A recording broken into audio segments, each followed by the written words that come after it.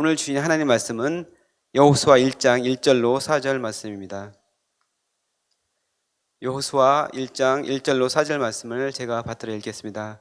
여호와의 종 모세가 죽은 후에 여호와께서 모세의 수종자 눈의 아들 여호수아에게 말씀하여 이르시되 내 종 모세가 죽었으니 이제 너는 이 모든 백성과 더불어 일어나 이 요단을 건너 내가 그들 곧 이스라엘 자손에게 주는 그 땅으로 가라. 내가 모세에게 말한 바와 같이 너희 발바닥으로 밟는 곳은 모두 내가 너희에게 주었노니 곧 광야와 이 레바논에서부터 큰 강 곧 유브라데 강까지 해쪽 속의 온 땅과 또 해지는 쪽 대해까지 너희의 영토가 되리라. 아멘. 오늘부터 여호수아를 묵상합니다. 어제 신명기 마지막 본문인 34장에서 모세가 120세에 죽고 하나님께서 여호수아를 이스라엘을 이끄는 새로운 지도자로 세우신 것을 같이 살펴보았습니다. 모세가 여호수아에게 안수하도록 하여 지혜의 영이 충만하게 하셨고 모든 이스라엘 백성이 모세를 따르듯 여호수아를 따르게 하셨습니다. 오늘 우리는 여호수아 1장 1절부터 4절까지만 읽었지만 9절까지가 어제 읽은 신명기 마지막 장과 연결되는 부분이라고 할 수 있습니다. 하나님께서 여호수아를 모세의 후계자로 세우시고 그에게 말씀하시는 부분으로서 전체 여호수아의 서론이라고 할 수 있습니다. 여호수아는 하나님께서 이스라엘에게 주시기로 약속하신 가나안 땅에 들어가는 과정에 관한 것입니다.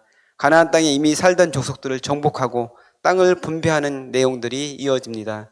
전체 여호수아에서 이야기하는 중요한 주제는 하나님께서 약속을 지켜주신다는 것입니다. 아브라함, 이삭, 야곱에게 땅을 주겠다 말씀하신 그 약속이 여호수아를 통해 최종적으로 실현되고 있습니다. 여호수아 21장 45절에서 약속이 이루어졌음을 확실하게 선포하고 있습니다.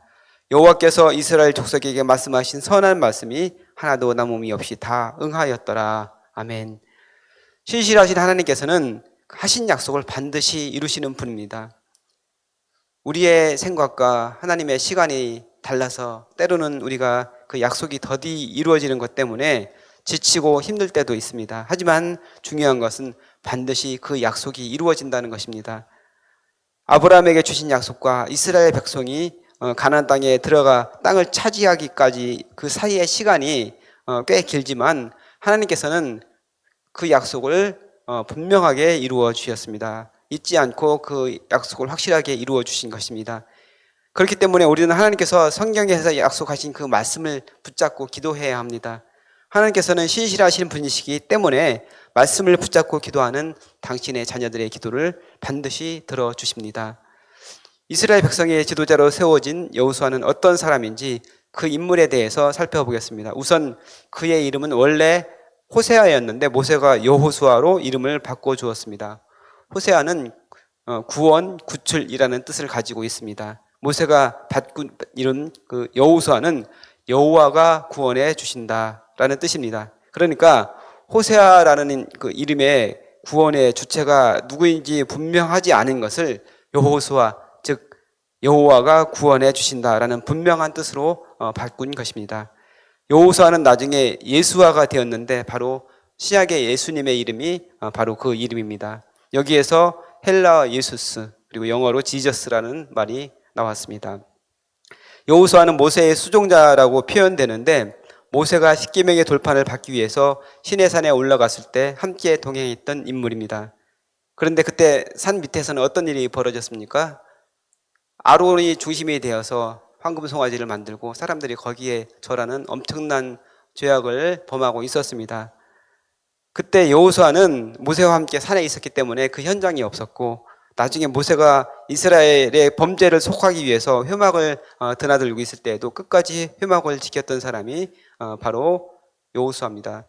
여호수아는 바로 이렇게 신실한 사람이었습니다. 또한 이스라엘의 출애굽 후 아모리 족속들과의 첫 전쟁, 첫 번째 전쟁을 할 때 야전 사령관으로 참전하여서 큰 승리를 이끌었던 군사 지도자였습니다. 그리고 여호수아의 이력에서 가장 중요한 것이 바로 12명의 정탐꾼과 함께 각 지파를 대표하는 지도자로 뽑힌 것입니다. 이때 모세는 여호수아로 호세아에서 여호수아로 이름을 바꾸어 주었습니다. 가나안을 정탐한 이후에 다른 10명의 정탐꾼들은 부정적인 보고를 하여서 모든 이스라엘 백성이 낙심하고 밤새도록 원망하고 통곡하게 하는 단초를 제공했습니다. 하지만 갈렙과 더불어 여호수아는 그들이 우리의 밥이다 라고 선포하며 긍정적인 보고를 하였습니다. 결국 다른 10명의 정탐꾼들은 그들이 한 보고대로 모두 죽었지만 여호수아와 갈렙은 가나안 땅에 들어가는 주인공들이 되었던 것입니다. 여호수아가 모세의 수종으로 있다가 이스라엘 백성을 이끄는 지도자가 된 것은 하나님께서 그를 위대한 지도자로 만들기 위한 계획이었습니다. 지도자에게 필요한 성령의 충만함, 백성을 이끌 지도력, 그리고 경험이라는 자산이 모세의 수종으로 섬기면서 만들어진 것입니다. 어제 묵상한 신명기 마지막 장에서 모세는 여호수아에게 안수를 합니다. 신명기 34장 9절 말씀을 보겠습니다. 모세가 눈의 아들 여호수아에게 안수하였으므로 그에게 지혜의 영이 충만하니 이스라엘 자손이 여호와께서 모세에게 명령하신 대로 여호수아의 말을 순종하였더라. 아멘. 백성을 지도하기 위해서 성령의 충만함을 받아서 지혜롭게 지도할 지도력을 갖추게 되었습니다. 아울러 그는 모세와 늘 함께하며 자연스럽게 지도자 수업을 받았고 그 경험이 그에게 큰 자산이 되었던 것입니다. 오늘 본문에서 하나님께서는 여호수아에게 3가지 명령을 하십니다. 먼저 요단강을 건너라. 이것이 첫 번째 명령입니다. 그 명령은 단호하고 즉각적인 순종이 요구되는 것입니다. 마치 예수님께서 제자들을 부르실 때 나를 따르라 이렇게 명령을 하신 것을 생각나게 합니다. 제자들은 삶의 현장에서 나를 따르라는 예수님의 음성을 듣고 바로 그 모든 것을 버려두고 예수님을 쫓았습니다. 그랬던 것처럼 그런 결단을 요구하고 계신 것입니다. 이스라엘이 요단강을 건널 그 무렵은 물이 가득 차 올라와 있는 그런 때였습니다. 시기적으로 거친 지형에 거센 물살을 가로질러 가는 것은 큰 용기와 결단이 필요한 것이었습니다. 하나님께서는 때로는 우리에게 힘들고 용기가 필요한 일을 요구하실 때가 있습니다. 하나님을 온전히 신뢰하고 순종하라는 것입니다. 만일 이렇게 힘들고 어렵고 용기가 필요한 일에 하나님께서 우리에게 명령을 하시는데 그 명령에 순종을 하면은 하나님께서는 놀라운 약속을 주십니다. 3절 말씀을 같이 봅니다. 내가 모세에게 말한 바와 같이 너희 발바닥으로 밟는 곳은 모두 내가 너희에게 주었노니. 아멘. 밟는 모든 땅을 하나님께서 주신다고 말씀하십니다. 중요한 것은 믿음으로 요단강을 건너는 순종을 할 때 그렇게 해주신다는 것입니다. 두 번째 명령은 땅을 유산으로 물려주라는 것입니다.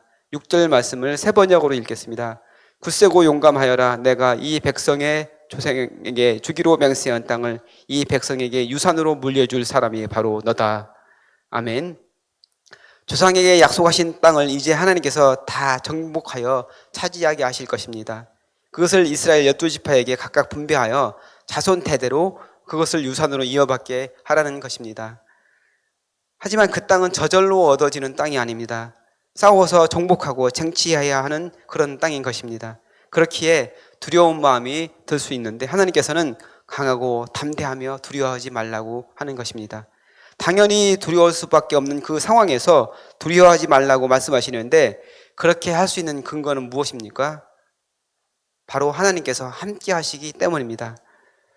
세상을 창조하신 하나님, 역사를 이끌어 가시고 만물을 주관하시는 하나님께서 나와 함께 하신다면 그 무엇도 두려울 것이 없습니다. 5절 말씀입니다.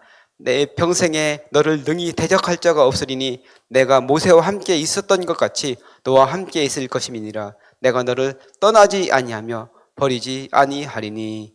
아멘. 임마누엘 하나님께서 함께 하실 것이기에 두려워하지 말고 가나안을 정복하라는 것입니다. 그렇게 차지한 그 땅을 이스라엘 백성에게 분배하여 대대로 유업이 되게 하라고 하시는 것입니다. 세 번째 명령은 말씀을 묵상하고 그 말씀에 순종하라는 것입니다. 8절 말씀을 읽겠습니다. 이 율법책을 내 입에서 떠나지 말게 하며 주야로 그것을 묵상하여 그 안에 기록된 대로 다 지켜 행하라. 그리하면 내 길이 평탄하게 될 것이며 내가 형통하리라. 아멘. 신명기에서도 그토록 강조하신 말씀이 바로 늘 말씀을 묵상하고 그 명령에 순종하라는 것이었습니다. 여호수아에서도 동일하게 말씀과 순종을 강조하고 계십니다. 하나님께서는 왜 이렇게 지속적으로 말씀을 가까이 하고 순종할 것을 강조하십니까? 왜냐하면 그 길이 사는 길이고 복받는 길이고 형통하게 되는 길이기 때문입니다. 이스라엘이 하나님만을 섬기고 말씀에 순종하면 예비하시고 약속하신 모든 복들을 받게 될 것입니다. 하지만 순종하지 않고 우상을 섬기고 자기들 하고 싶은 대로 살아간다면 저주를 받게 될 것입니다. 가나안 땅에 이미 살고 있었던 백성들이 하나님의 심판을 받게 된 것은 그들의 죄악이 극에 달해 하늘에 닿았기 때문입니다. 그 심판의 도구로 이스라엘 백성이 쓰임을 받고 있는 것입니다. 선택된 백성이라고 자부하는 이스라엘 백성이지만 만일 그들도 하나님을 전심으로 섬기지 않고 불순종하면은 가나안 백성들과 똑같은 운명에 처하게 될 것입니다. 결국 역사는 이스라엘이 그 전체를 밟는 것을 우리에게 보여주고 있습니다. 하나님께서는 여호수아에게 주신 명령을 통해 오늘 우리에게 동일한 말씀을 하십니다. 주님을 온전히 신뢰함으로 힘들고 어렵고 결단을 요구하는 일을 즉각적으로 순종하라는 것입니다. 그 말씀에 순종하는 저와 여러분 되시길 바랍니다. 또한 늘 말씀을 묵상하는 가운데 나를 향하신 하나님의 깊으신 뜻을 발견하고 그 말씀대로 살아서 하늘의 복과 은혜를 다 누리는 저와 여러분 되시기를 간절히 축복합니다. 다 같이 기도하겠습니다. 하나님께서 우리와 함께 하시며 떠나지도 않고 버리지도 않겠다고 약속하셨습니다. 그 말씀을 붙잡길 소원합니다. 강하고 담대하게 하시고 말씀에 순종함으로 복을 누리게 하여 주옵소서. 감사드리며 우리를 구원하신 예수님의 이름으로 기도하옵나이다. 아멘. 이 시간 다음과 같은 말씀으로 기도드리겠습니다. 지금 들은 말씀이 내 삶으로 이어지게 하옵소서. 또 다른 희년 3년의 복이 우리 말씀상 공동체에 풍성하게 임하게 하옵소서. 공예배의 자리를 지키고 매일의 말씀 묵상과 7인 소그룹 묵상 나눔을 통해 하나님의 사람으로 온전히 세워지게 하옵소서. 동서온 오기 과정을 축복하시고 훈련을 통해 귀한 리더들이 세워지게 하옵소서. 몸과 마음이 아픈 이들, 믿음이 연약하여 흔들리는 이들을 붙잡아 주셔서 주님의 은혜와 사랑을 늘 경험하고 감사하며 살게 하옵소서. 우리나라의 정치 경제가 안정되게 하시고 하나님의 정의와 평화가 강물같이 흐르게 하옵소서. 공동 기도문의 기도 제목과 여러분 가지고 나오신 여러분의 기도 제목 따라 기도하시다가 자유롭게 들어가시기 바랍니다. 기도하겠습니다.